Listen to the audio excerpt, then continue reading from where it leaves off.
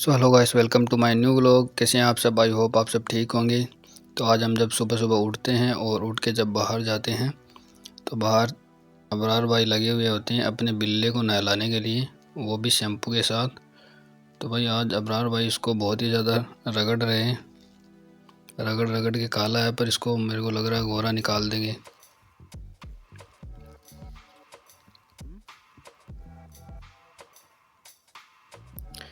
और भाई इस तरफ लगा हुआ इलेक्ट्रिशियन, क्योंकि रात को हमारे घर पे लाइट नहीं थी तो वो उसको ठीक कर रहा है। उसके बाद संदीप भी अबरार भाई की हेल्प करवाने लग जाता है बिल्ले को नहलाने में। तो दोनों इसको बहुत ही ज़्यादा नहला देते हैं।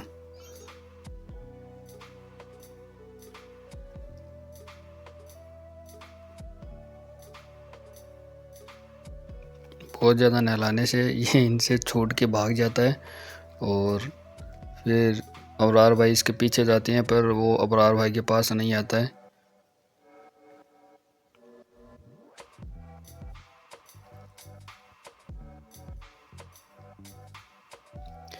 तो भाई उसके बाद मैं आ जाता हूँ अंदर क्योंकि मैं सब्ज़ी बना रहा था। तो मैं उसको चेक करने के लिए आता हूँ कि कहीं सब्ज़ी जल ना जाए।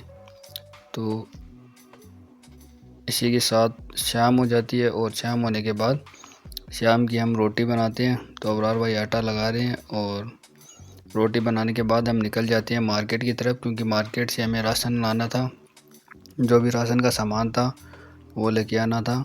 और तो हम निकल जाते हैं, मैं और अबरार भाई और मुकेश तीनों मिलके मार्केट के लिए निकल जाते हैं।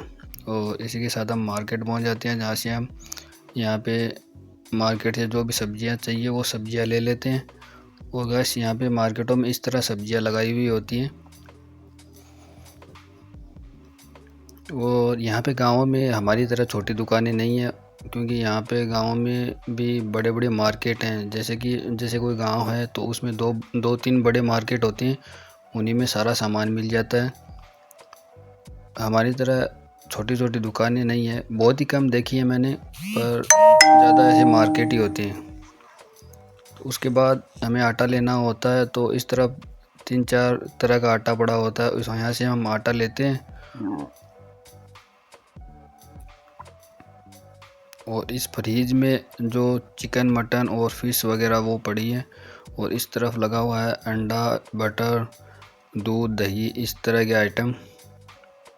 कोल्ड ड्रिंक वगैरह इस फ्रीज में पड़ी हैं। तो भाई सारा सामान हम ले लेते हैं और उसके बाद निकल जाते हैं वापस रूम की तरफ।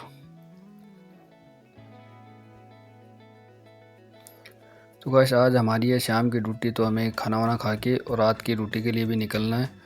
तो आज हमें शाम को ही सामान लेने के लिए आना पड़ा।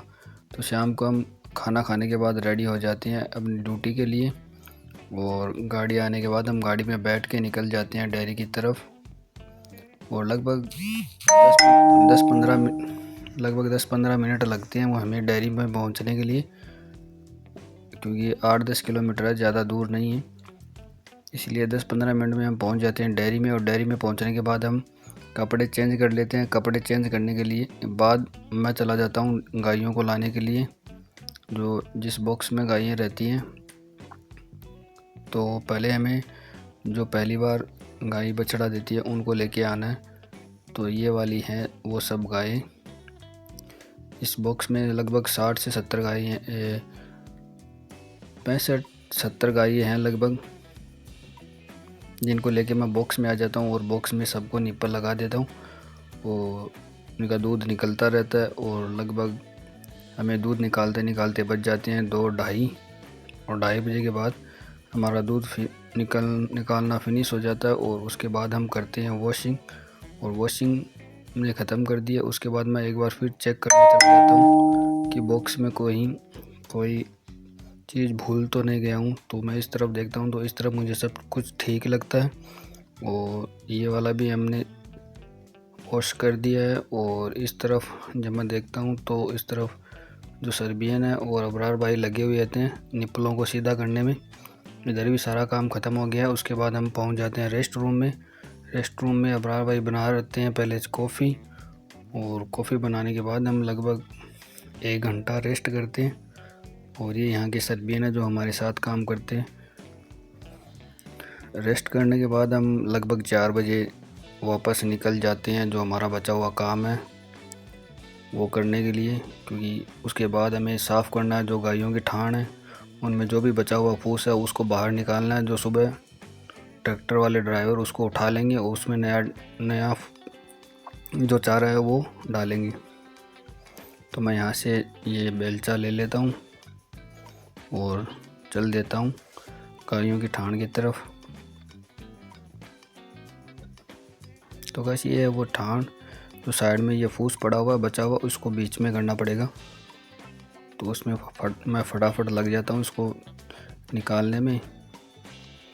ये आपको वीडियो में आसान लग रहा होगा पर ये बहुत ज़्यादा हार्ड है, क्योंकि इसमें गड्ढे में से निकालने में बहुत मेहनत लगती है। और वीडियो की तो मैंने स्पीड बढ़ा रखी है तो ये थोड़ा आसान लग रहा है, पर इसमें लगभग 1.5 घंटा लग जाता है, क्योंकि हम 4 बजे लगते हैं और 5:30 बजे तक ये सारा ख़त्म होता है। उसके बाद मैं अबरार भाई को ढूंढता हूँ कि अबरार भाई कहाँ पे हैं। तो अबरार भाई मुझे मिलते हैं दूसरी तरफ, जो प्रेग्नेंट गायें होती हैं उनके ठाण साफ़ करते हुए।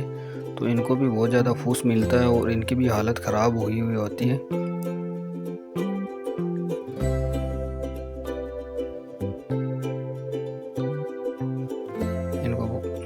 उसके बाद हम पहुंच जाते हैं जो गायों की खेड़ है, जिनमें गायें पानी पीती हैं, उनको भी हमें साफ़ करना पड़ता है रात वाली ड्यूटी में। तो अबरार भाई फटाफट लग जाते हैं और अब अबरार भाई इसको कर रहे हैं और मैं चला जाता हूं दूसरी तरफ, क्योंकि लगभग ये 10 से 12 खेड़ हैं एक तरफ, तो इन सबको साफ़ करना पड़ता है।